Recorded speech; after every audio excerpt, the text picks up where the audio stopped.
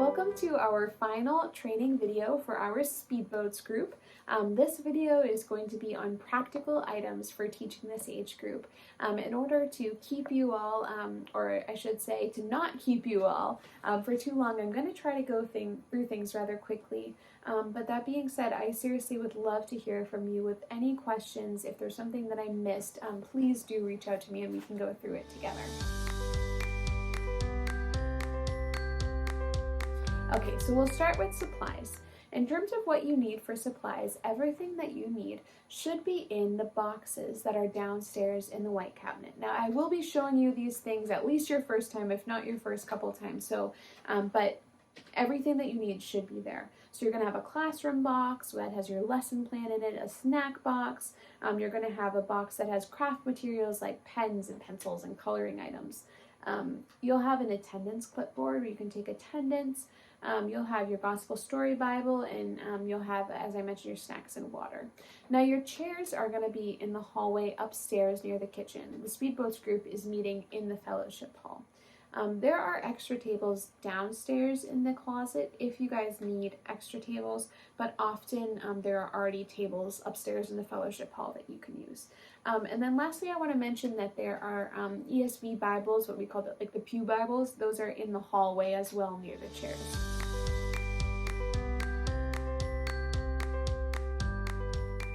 In terms of discipline, so some just brief helpful tips. We want to use clear and simple instructions. We want to say something like, right now we're listening to the story, so you need to be looking at Mr. Smith. If you don't listen, then we're going to have to move you to a new spot. Just being clear as possible for the kids. Using loving verbal correction is our normal go-to for discipline. So we want to be discreet. We don't want to embarrass the child. We want to be gracious. We want to be kind. And then we do want to use clear expectations and consequences. So again, saying, hey, if you keep talking to your friend, I'll need you to find a new spot. That sort of thing. You also want to consider, are the child's developmental or environmental needs contributing to the problem? Is the story too long for them? Can they not sit for that long? Are they hungry? Is it just really hard to concentrate because outside there's a loud group of motorcycles going by or something like that? And you want to share the gospel with the kids.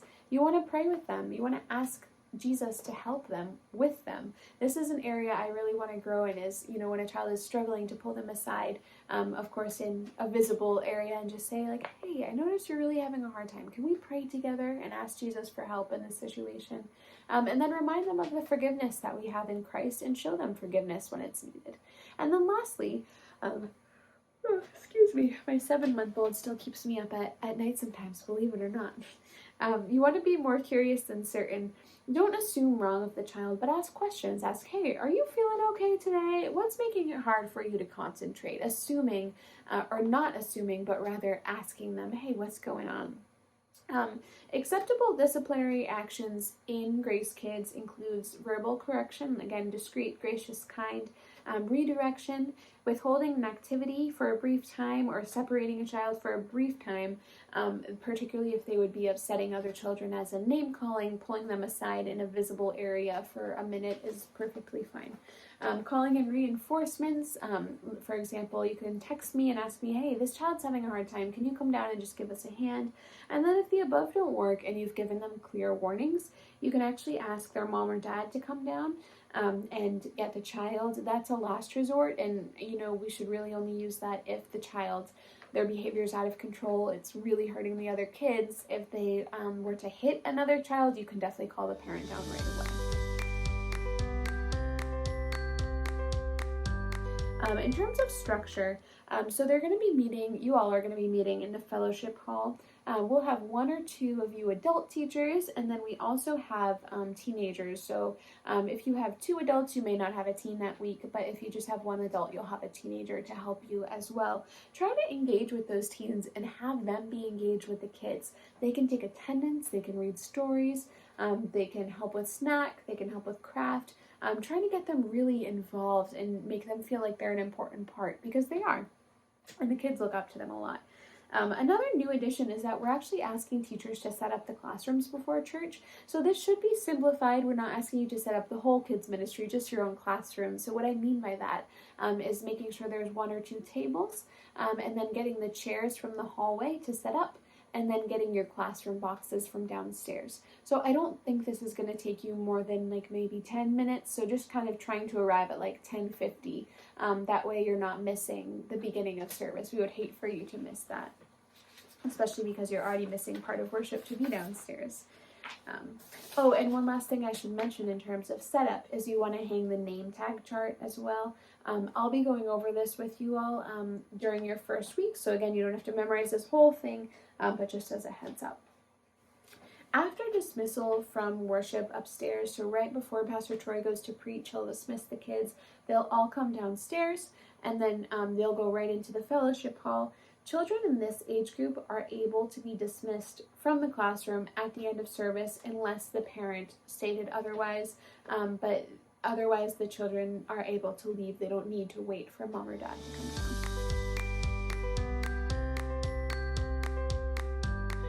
In terms of scheduling, we use a scheduling app called Planning Center.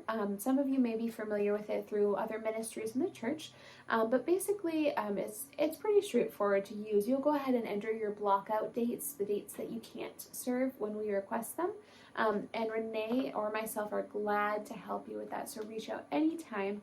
And so once we get your blockout dates, we'll go ahead and we'll start working on our schedule and get everyone all plugged in, and then you'll receive an email saying, okay, you are scheduled for these dates in October, November, December. And then the week before, I will send you an email just saying like, hey, just a reminder, you're on for this week, here's your lesson plan. In terms of cancellations, if you need to cancel, please do your best to find a replacement for yourself from the substitute list. But if you end up stuck and you can't find a replacement, or if it's like Sunday morning and you wake up sick or something like that, you can just reach out to me and I'll find someone for you. Here are a few miscellaneous items. You'll all need to be reading the child protection policy, so that has more information on safety in terms of things like first aid. Our first aid kit is downstairs. In those sorts of things. Those are all going to be in the child protection policy. In terms of bathroom, because these children are older, you can let them go to the bathroom one at a time. An adult should never be alone, so an adult should never be one-on-one with a child. So unless there's 2 adults, we would ask, according to our policy, that an adult who's working with children would stay in what we would call an interruptible and observable space. For example, the fellowship hall. Basically what that means is that you should not be alone with a group of children without another adult in an area where someone can't very easily walk by and see you interacting with those children. And that's for your protection just as much as the protection of the kids as well, to protect adults from unjust accusations. And if you ever need to reach a parent and you can't reach them, the kids have the name tags that has the parent phone number on it. But if you can't reach the parent, you can text me and I can get in touch with the parent for you. In terms of new children, you just kind of want to welcome them in. Find a friend for them who's a similar age and who's one of the more friendly kids at church and who can kind of take them under their wing and help them out. And then be sure to check for allergies so that as we're serving snack, we can make sure a snack is safe for them. I mentioned attendance earlier, so you want to take attendance each week. This is a great task for your teenager to be doing, and then just leave it on the clipboard and I can collect it. And then in terms of fire escape plan, if there were to be some sort of fire or an emergency where you needed to exit the building, you would want to go right out the door that's in the fellowship hall, right up to the playground, shut the playground door, and keep the kids in the playground until moms and dads can come get them. Okay, a couple of final items to go over here. I'm going to be giving you a packet of paperwork, everyone's favorite thing. So in this packet, you will find a child protection policy. So your job is to read through the policy and then just to sign and return the last page. We don't need the whole thing, just that last page.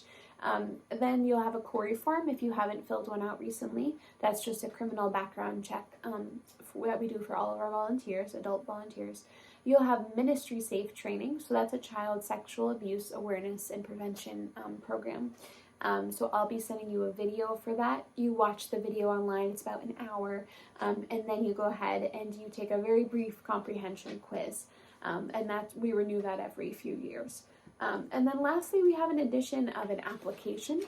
So this application, I know it may feel silly because we know each other very well. A lot of us know each other very well. We go over each other's houses and that sort of thing. So it's like, okay, why am I having to fill out this application? But it's for a few different reasons. We want to protect the kids in our care, and we also want to say to those who are watching, whether it's parents in our church, parents outside our church, whoever it might be, even a potential predator, we want to say to them, like, hey, we take children's safety very seriously. We have applications with references for everyone who's working with our kids. It's just part of our screening. And so we'll ask you to fill one of those out.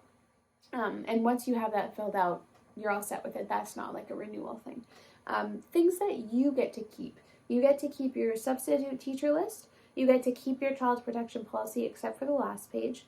You get to keep your introduction to the curriculum for the gospel story for kids and your curriculum overview. And then lastly, there'll be a sheet in the packet called Pray for Your Students. This just has a list of your kids' names and the parents' names so that you can be praying for them at home.